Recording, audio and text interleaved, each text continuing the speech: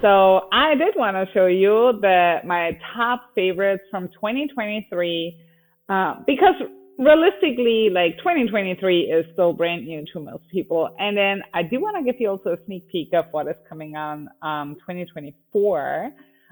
So Mario is gonna hopefully help me here and show some pictures. But my absolute favorite one, and I know I keep saying that everything is my favorite kind of thing about me, but this is Agastache Queen Nectarine. And Agastache is just one of those plants where I feel like a lot of like people, homeowners really were always a little like nervous about planting it. It didn't come well over the winter.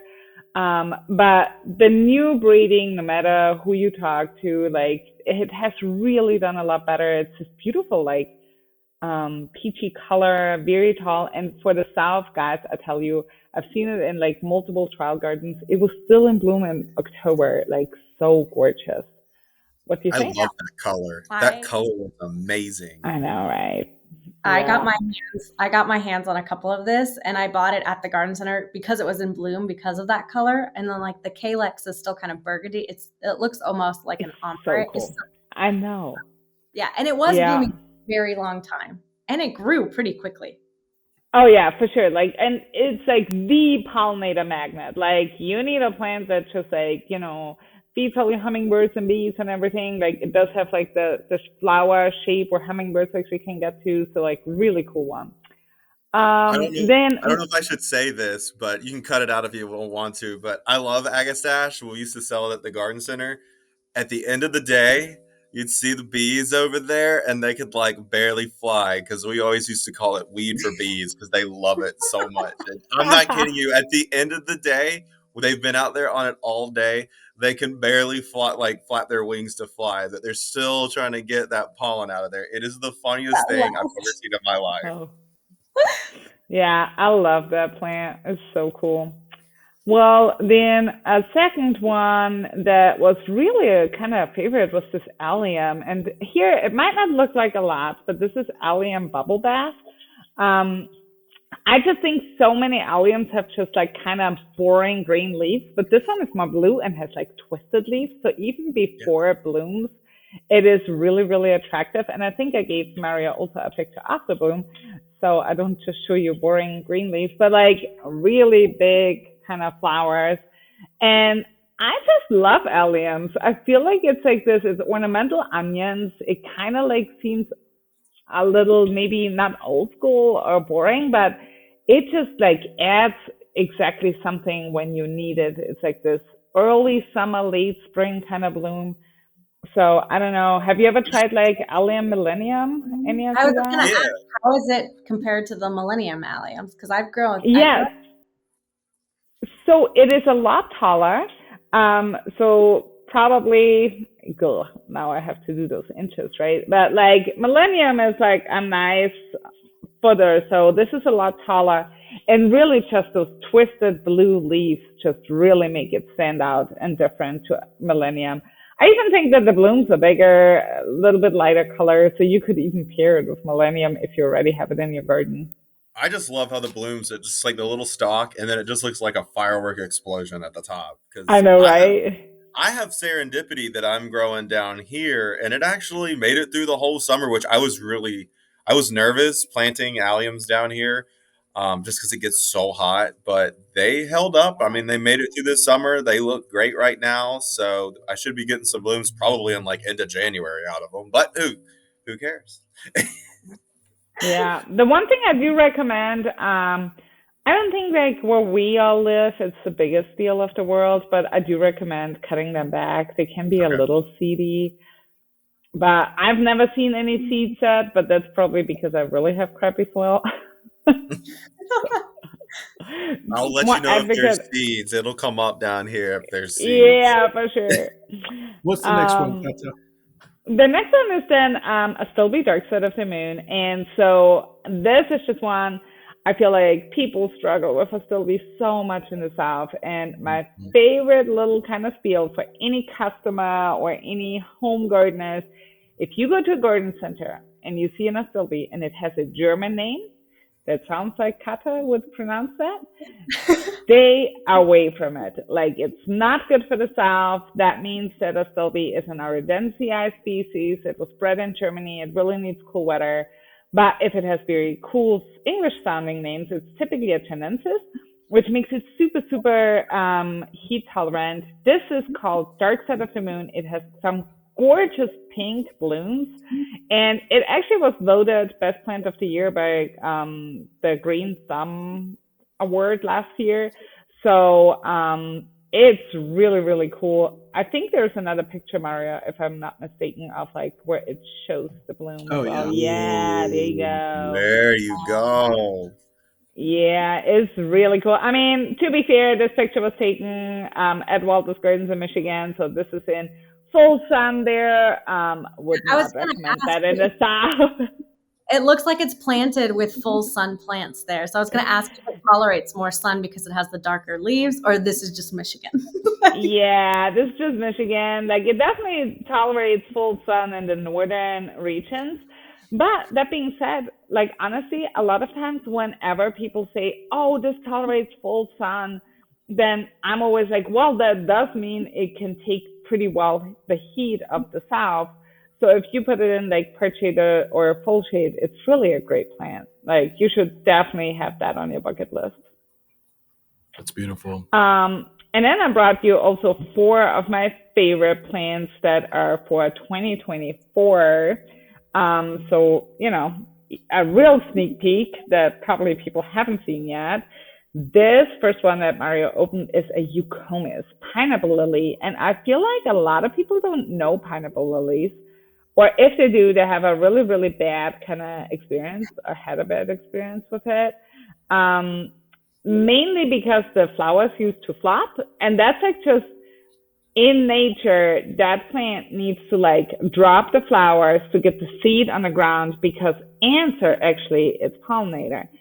So this was bred to be really upright to not do that. But I just love those like dark burgundy color leaves with the really pink flowers. So definitely fantastic for the south.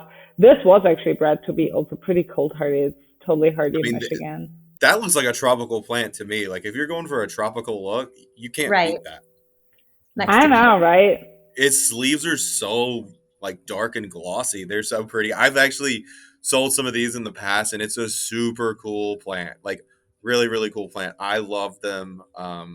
They all, I mean, I sold a bunch to customers and I didn't hear any complaints out of them. So, I think it also, like, you know, like looking at Mario here, but like, what a fantastic plant for like mass plantings in landscape, for landscape designers. Like, I get it that like as a homeowner, you might just want this really as an accent plant, but it is such a great plant for like just, you know, somewhere where you need to really fill space.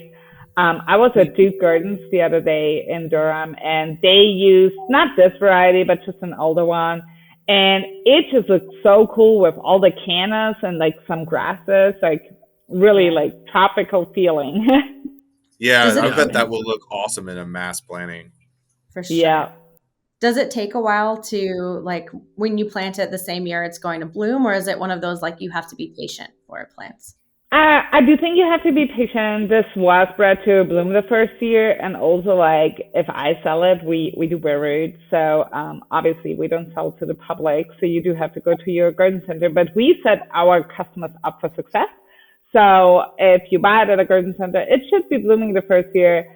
You know, a plant like this that you see in the picture is probably 2-3 years old, or there was like 2 planted together. Right. But you know, it got to be patient as a gardener, and you will have many, many years of joy. I love the contrast here with, like, I guess they have like a gold leaf spirea in the background, this little crepe myrtle. I mean, beautiful stuff. Yeah. I just feel like dark plants, they can be combined so awesome. This is, you know, I feel like daylilies are a little like the trend is going away. Maybe it's like severe pressure or whatnot. Yeah. But I was like, you know what? We should still talk about it. So much has happened with daylilies. Everybody still plants Stella de Oro because it like blooms repeatedly. but this is part of the Proven Winners series, Rainbow Ribbon. And so all of the ones that are in this Rainbow Ribbon series actually are also rebloomers. And to me, just like the size of this bloom and like the color, it's just so outstanding. They're so fantastic to like also use for decorations when you like are like having a party and you want to like decorate your cake. Like they're totally edible. All Hemerocallis are. Some taste good, some don't, but yeah, nevertheless, very, very safe. And I just love me a good daylily. And I get it if you have a lot of deer pressure, it might not be the plant for you, but I also think there's a lot of people out there that don't have that much deer pressure. But yeah, totally love this. Persian ruby is the cultivar name. It's pretty. I love that dark color with that yellow center. It's almost like that burgundy edge makes that yellow seem brighter and more vibrant. Yeah, right? Yeah, absolutely. I love it. And I think Stella d'Or everybody plants just because everybody carries it. Like honestly, it's the only one at Home Depot, you know? Yeah, for sure. For sure. And to be honest, like there is a price difference and obviously Stella d'Or is super cheap, but I'm like, man, if I have a plant for years and years, Hemerocallis is one of the long lasting perennials that you will have really for like 10, 15 years. Will you really remember in 5, 10 years that you paid maybe $4 or $5 more for this, but you have like such a more amazing bloom? I don't think so. That's how I think for sure. Plant map. Well, and then actually hot off the press, here we have Nepeta Chartreuse on the loose. It also did win the Green Thumb Award, which we're really, really excited about at the company I work at. I always feel like Chartreuse colored, it's like a fine line between looking sick and looking healthy and really cool. I think this one is spot on. Like it's probably just those really, really big blooms that make it look super awesome. Absolutely love this Nepeta. Very rich and fairly vigorous, but like rich in flowers. And we never really have to cut it back. I've had it here in my garden in North Carolina. Like I feel like Nepetas never go fully dormant. They don't look like stunning during the winter, but like there's always a little color. And that Chartreuse just actually really pops in the garden, even if there's just a little bit left. But yeah, it's probably one of my favorite plants, to be honest. I posted about it like a bunch of times. I did a reel for my work and it got like the most views ever. So obviously I have to love it anyway. I think they need to call it Kata on the loose. God, oh my God. But yeah, I think Michelle and I talked about this plant before, right? Yeah, I was going to say mine is planted up front and it looks amazing. Like we've been through a couple of hard frosts and the leaves are all still there. There's no blooms obviously, but it's still providing color. I was worried it might have issues because it's not really going dormant. And I'm like, oh man, please don't die. Like stay. Do the thing. No, it won't. Yeah, I really like had it pretty much all winter long. Like obviously I get plants also even earlier than other people, which is a really nice thing about working in horticulture. But it also just helps me talk about plants in a different way. And like, you know, I'm the first one to say when I don't like a plant. Like we can absolutely do an episode on plants that Kata think is not worth it. But those were really my top 3 from 2023. And then also what is coming up 2024. Like I think every Southern gardener should check those out.